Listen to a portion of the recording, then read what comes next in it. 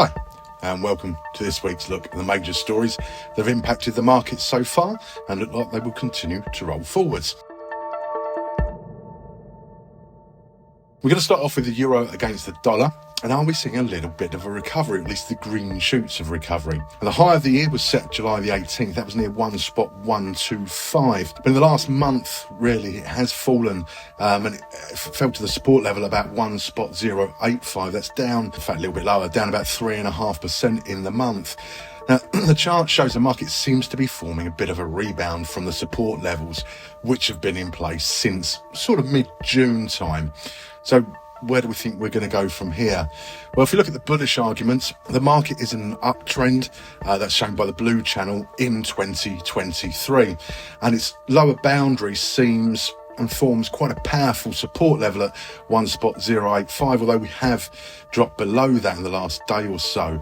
And we're also looking at potential further support from the 100-day simplified moving average. On the flip side of that, there are bearish arguments, of course, and that being mainly 1.095 was previously support, but after the pin bar on August the 10th, this level was well and truly broken, and now we can expect to see some resistance at that level. So we could see a small bounce from the 1.085 level being halted perhaps by that resistance at 1.095, which really is a bit of a threat to the ascending channel. I think it's fair to say with PMI figures that came out on Wednesday, which were poor for both the EU or Eurozone and the US, particularly those PMI figures are not great. That's causing a little bit of a range, and we've got the Jackson Hole Symposium starting Friday, where Jerome Powell is going to be speaking on the 25th, and that could well put pressure on the dollar if they start talking about further interest rate rises. So looks like most currencies just in a little tight range at the moment until we get some more information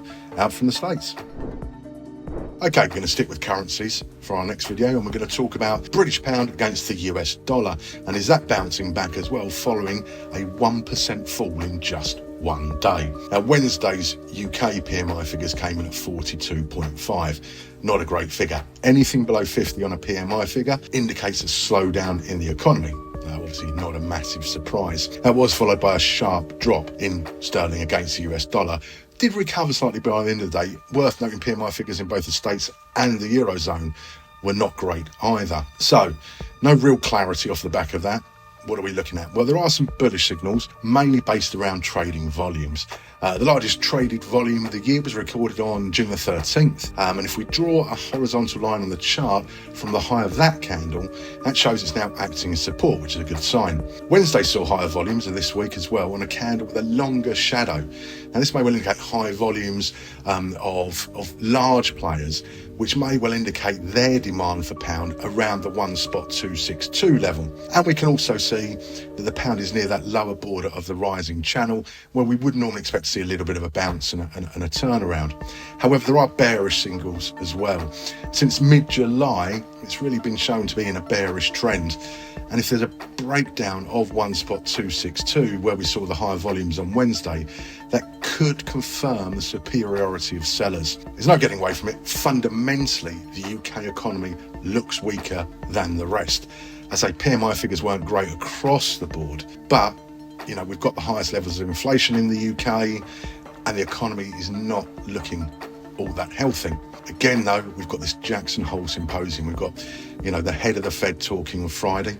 That could well cause a little bit of direction once what's being said has been digested. Up until then, probably expecting quite a tight range in terms of trading. Okay, we're going to switch our attention to commodities now and take a look at US crude oil, and the price of US crude oil has fallen to an August low. Now, if we have a quick look at the chart, that shows that US crude oil fell below $78 on Wednesday, and that's the first time that's happened since July the 25th. Now, why was that? Well, there are fears of a crisis in China that could follow the collapse of Chinese property developer Evergrande, one of the largest in the world, certainly causing a few concerns. And as we've mentioned in terms of currency, there was alarming PMI data from different economies. Japan is contracting. The US approached the point of stagnation with growth its weakest since February. Eurozone PMI, not great, particularly in Germany, and of course the UK also not particularly good. So, as we like to say, what next? Well, again, let's have a look at what signals that we're seeing. The market's been bullish since July. So there is a school of thought that the current rollback is just a correction. It's had a good run, it's just easing back slightly before moving back forwards. And there's also support from the lower board of the rising channel, as well as at the $78.50 level. And if we look a little bit lower, $74 looks like some reliable support, as it has been in the past. Flip side of the coin, if we look for some bearish signals, $83 a barrel has served as strong resistance throughout the year. One of the main reasons for that is obviously it's not beneficial for those sort of prices or higher for governments and central banks. We've seen the US using their own inventories, things like that, to try and keep prices below the $83 level. There's also a candle with a long upper shadow on August the 21st, which was followed by two more bearish candles. That would, in terms of technical analysis, indicate some bearish activity. Again, there's an awful lot going on at the moment. There's a lot of talks to be had, a lot of things to be said.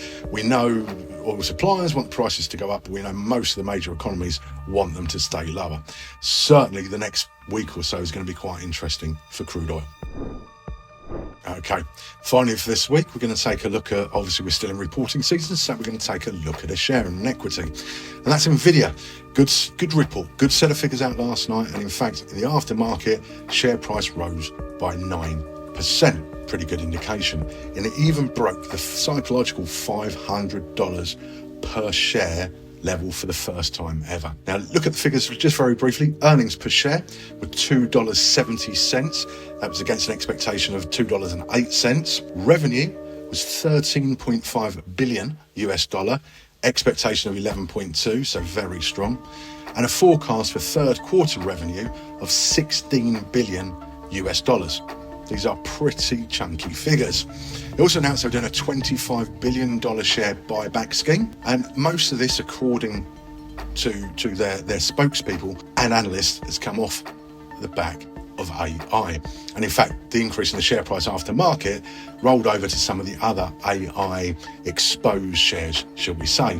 AI is still clearly the hottest topic, which is bullish for a firm such as NVIDIA, who really are positioned to be one of the main beneficiaries of this boom in AI. In fact, some estimates say that $800 billion will be spent on AI over the next 10 years. At $480 per share, has previously provided quite a strong level of resistance for NVIDIA share price. Now, that could well become support now that we're trading above the $500 mark.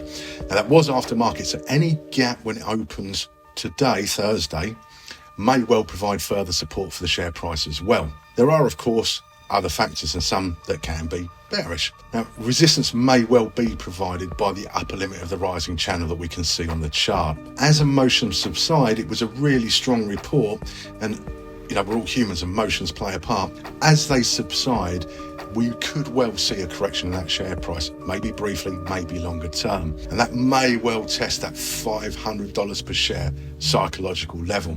That, I think, is going to be key in the coming days and weeks.